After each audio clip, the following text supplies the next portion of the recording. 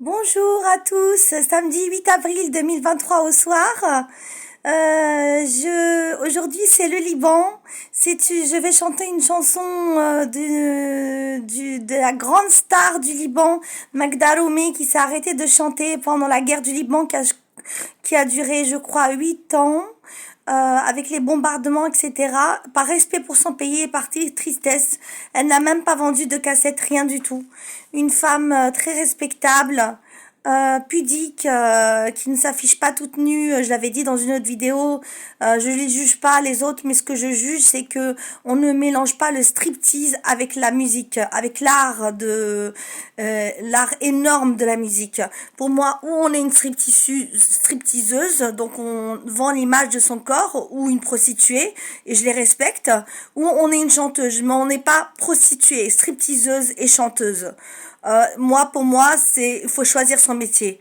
Donc, les chanteuses ou occidentales ou orientales dans tout le monde entier, il y en a qui n'ont d'ailleurs souvent aucun talent. Leur seul talent, c'est leurs fesses et leurs seins et une petite voix, rien du tout. Et d'ailleurs, qui ne font pas une longue carrière, heureusement.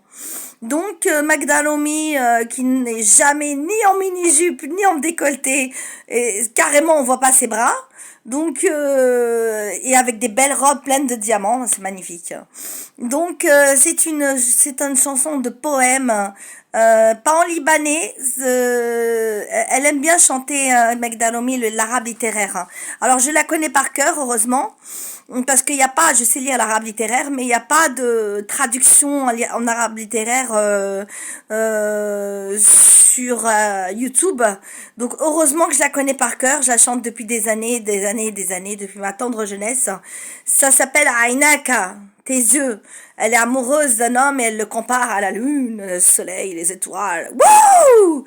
Et donc on va attaquer aussi après, je n'en parle pas avant parce que c'est trop long. J'ai fait des recherches plus approfondies parce que sur la police, mais vraiment sur psychologiquement, comportementalement, ce qui se passe dans les commissariats, etc. Et pour ça, bien sûr, vous allez dire, mais comment elle peut savoir? C'est facile, quand on veut se renseigner, quand on veut, on peut. On va sur des sites sérieux d'internet ou YouTube, comme des journaux, comme le Média. C'est comme le Parisien, donc ils disent pas n'importe quoi.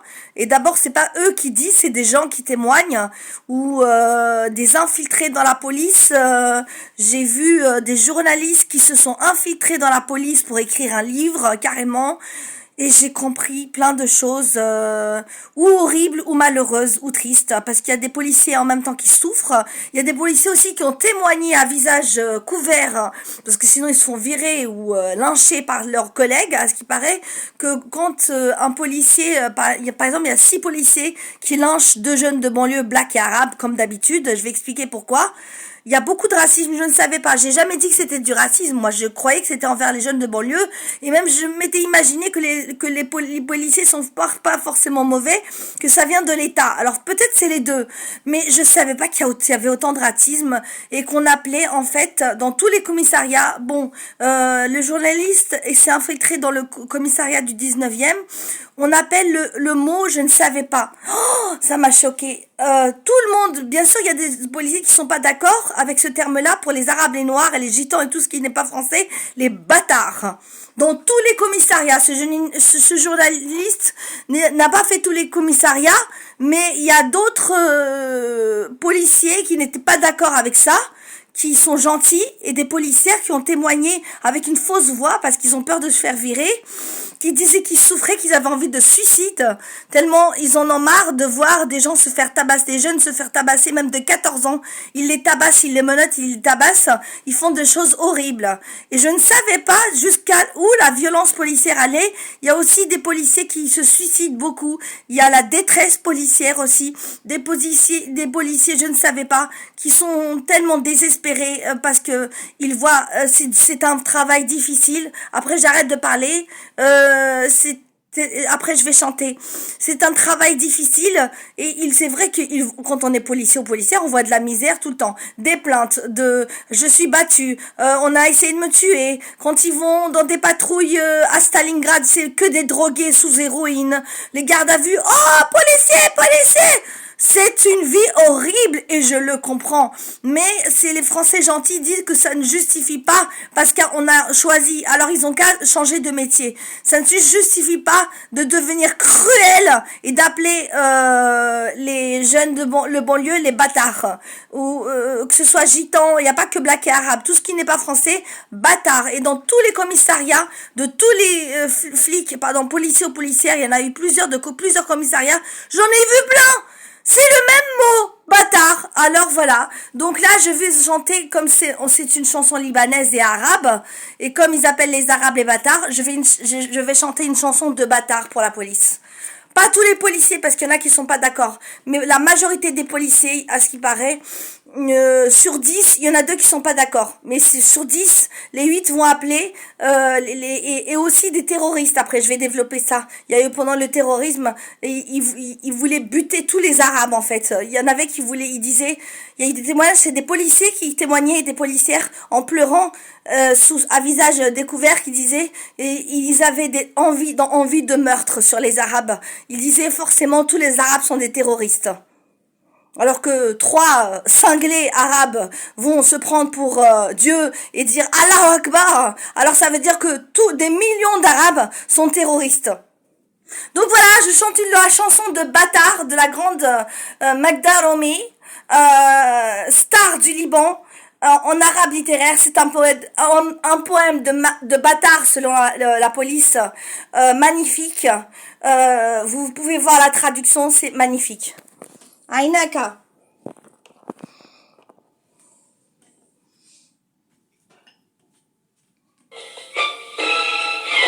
عيناك ليال صيفية ورؤى وقصائد وردية عيناك ليال صيفية ورؤى وقصائد وردية ورسائل حب هاربة من كتب الشوق المنسية ورسائل حب هاربة من كتب الشوق المنسية عيناك ليال صيفية ورؤى وقصائد وردية ورؤى وقصائد وردية عيناك ليال صيفية ورؤى وقصائد وردية عيناك ليال صيفية ورؤى وقصائد وردية عيناك ليال صيفية عيناك ليال صيفية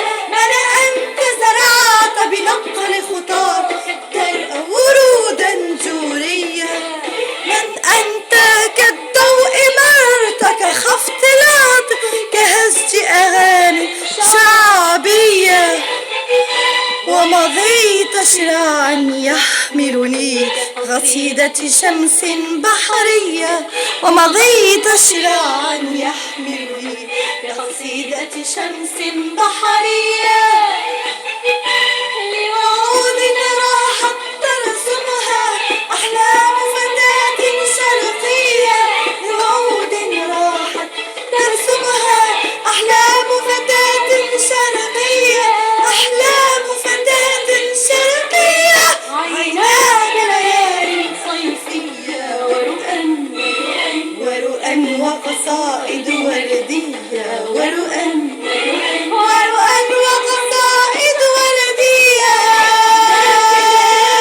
صيفية ورؤى وقصائد وردية عيناك ليال حبيبي ورؤى وقصائد وردية عيناك ليال صيفية عيناك ليال صيفية Excuse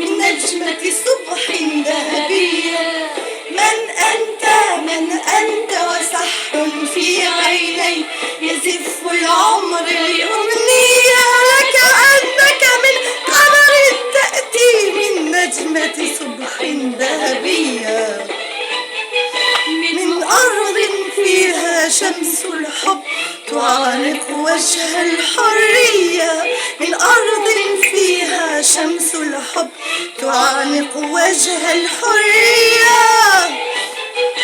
وأنا في العمر مسافرة ومعي عيناك وأغنية وأنا في العمر مسافرة ومعي عيناك وأغنية ومعي عيناك وأغنية عيناك ليال صيفية ورؤى وقصائد وردية ورؤى وقصائد وردية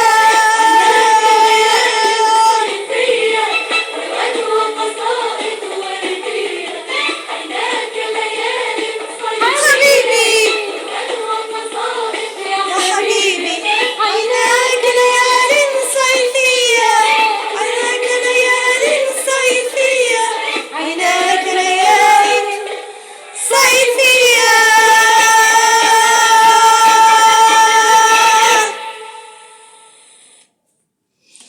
Voilà. Désolée, pardon la police d'avoir chanté une chanson de bâtard du Liban. Bah oui, puisque c'est de l'arabe. Littéraire en plus, ouais, classique. Et je demande pardon de faire de l'humour noir comme ça pour les autres policiers et policières qui respectent vraiment la loi et qui sont intègres et qui souffrent oui, il y a une photo là justement de violence policière. Attendez. Voilà, ça c'est... Il y en a plein sur les reportages comme ça. Plein, des centaines de violences.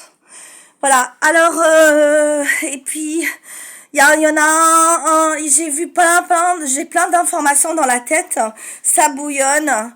Alors, je ne peux pas juger la police parce qu'il y en a qui sont bien intègres et sensibles et avec un bon cœur. Et il y en a, mais par contre, le nombre fait que la majorité sont cruels, ouais.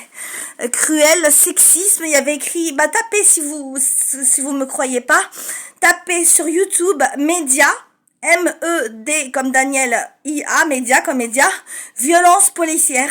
Et vous allez voir surtout l'interview intéressante du journaliste qui dit pour rentrer dans la police c'est tellement facile, alors qu'il savait qu'il était journaliste, ils l'ont accepté, et qu'il a même pas appris à se servir des armes pour avoir un permis de port d'armes. C'est-à-dire qu'ils lui ont donné une arme, ils ont dit c'est pas grave, tu apprendras sur le terrain. Oui, il a vu des policiers très dépressifs aussi. Et aussi, maintenant, on va parler des gens d'État, de l'État, parce qu'il y a eu des manifestations carrément anti-violence policière. Je savais pas que ça a été jusque-là. Plein de manifestants depuis toutes les violences qu'il y a eu avec les jaunes, les violences policières gratuites, même pas sur des casseurs, où il y a eu des 425, je crois, gardes à vue pour rien. Et sur les 425, vous vous rendez compte du nombre? Maintenant, j'ai même des nombres dans la tête. J'ai bientôt terminé. Sur les 425 gardes à vue, 9 ont fait preuve de poursuite pénale. En fait, ils mettent tout le monde en garde à vue. C'est pas des casseurs, c'est des photographes, des artistes, des chanteurs. Wouh! Et oui, et il y a même un ministre qui s'est fait gazer parce que les policiers ne savaient pas qu'il était ministre. Il a témoigné, il gaze pas de loin, à ce qui paraît, je sais pas, peut-être je me trompe. On n'a pas le droit de gazer, je crois, à même les yeux. Et lui, il s'est fait gazer à même les yeux. Il a dit qu'il porterait plainte à l'IGN. J'apprends des mots que je connaissais même pas avant. Bien sûr, le ministre, sa plainte, on l'a suivi parce que c'est un ministre. Mais tous les autres qui ont porté plainte, aucune plainte n'est respectée. Et ils arrêtent pas d'harceler ceux qui portent plainte, les commissariats. Et je comprends ce qui m'est arrivé maintenant, mais c'est rien, moi. On m'a pas cassé la gueule. Je comprends la cruauté, je comprends mieux maintenant. Voilà, c'était pour comprendre pourquoi on n'a jamais porté plainte, on n'a jamais porté ma plainte, et pourquoi j'ai été deux fois parce que un, on peut dire c'est juste un, mais la policière aussi m'a traité comme une moins que rien.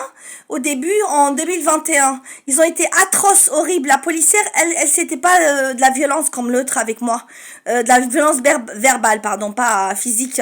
Le premier a été violent très verbalement. Il a répété, je crois, 6 fois, je suis policier assermenté par l'État, parce que j'arrêtais pas, je m'embrouillais pas avec lui, je pleurais, je disais pitié, je suis pas folle, parce qu'il arrêtait pas de dire que je suis folle, et je voulais que j'avais la preuve que j'étais pas folle, parce que justement mon psychiatre qui est le chef de l'hôpital Bichat voulait l'appeler, voulait qu'il l'appelle. Il m'a dit dès qu'il va vous dire vous êtes folle parce que vous êtes bipolaire, c'est connu, il va s'en servir pour dire que vous êtes.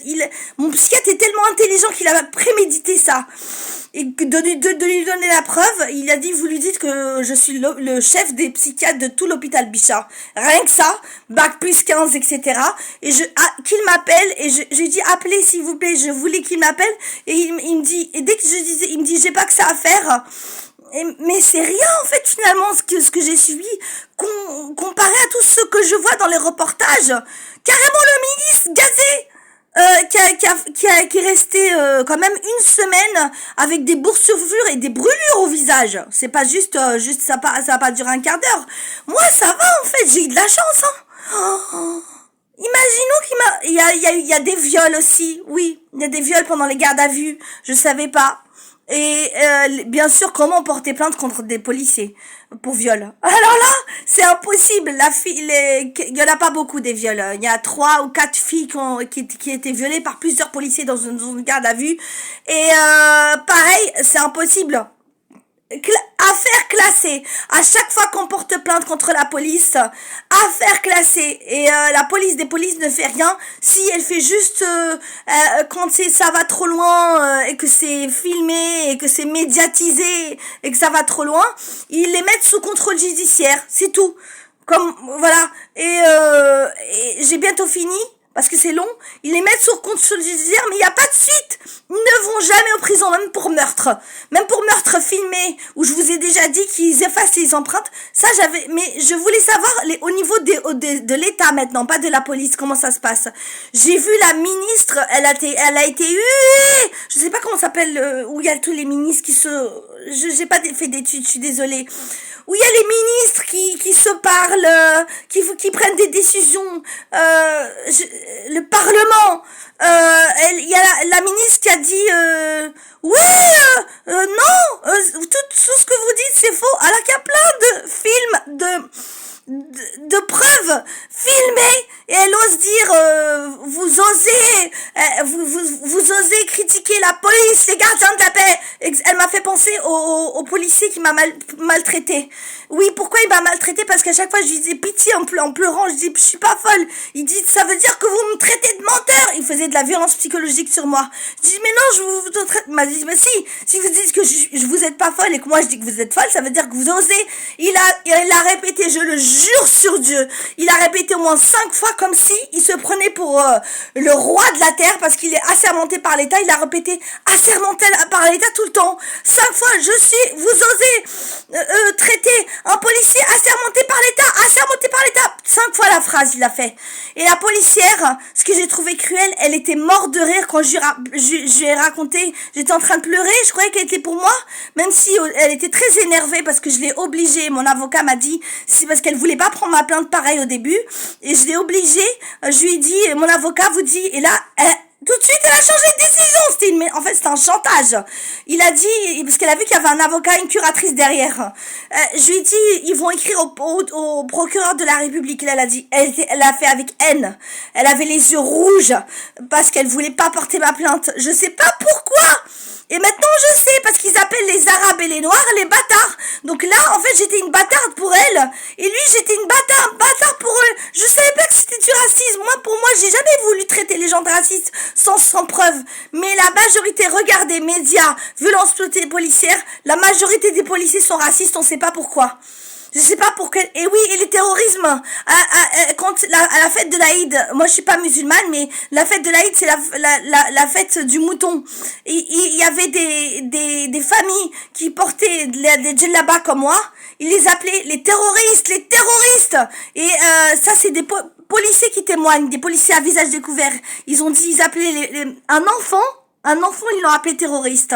Je le jure sur Dieu, avec une djellaba, ils ont dit espèce de djihadistes, espèce de djihadistes, on va se les faire.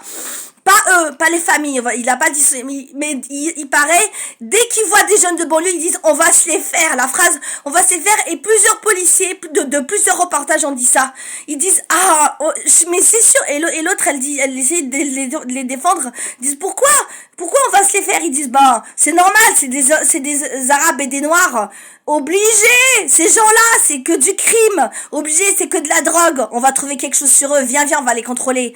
Et bien sûr, c'est pour ça qu'il n'y a jamais de Français ou Monsieur Tout-le-Monde ou de jeunes de banlieue qui se font pas contrôler. J'ai tout compris. Ça y est. Mais il m'a fallu du temps. J'ai vu des reportages qui durent 50 minutes, pas un quart d'heure. Je termine pour ça. J'ai vu au moins 10 reportages. Et tous les jours, je vois des reportages qui durent 50 minutes. Je commence mieux à comprendre pourquoi toute cette cruauté. Et comme quoi, j'ai eu de la chance parce que le policier, la police aurait pu même me violer quand j'étais en garde à vue. Et pourquoi j'ai été mise en garde à vue alors que ils avaient pas le droit, la procureure n'avait pas le droit de me mettre en garde à vue pour des SMS qui ne sont même pas des tentatives des menaces de mort, je le rappelle.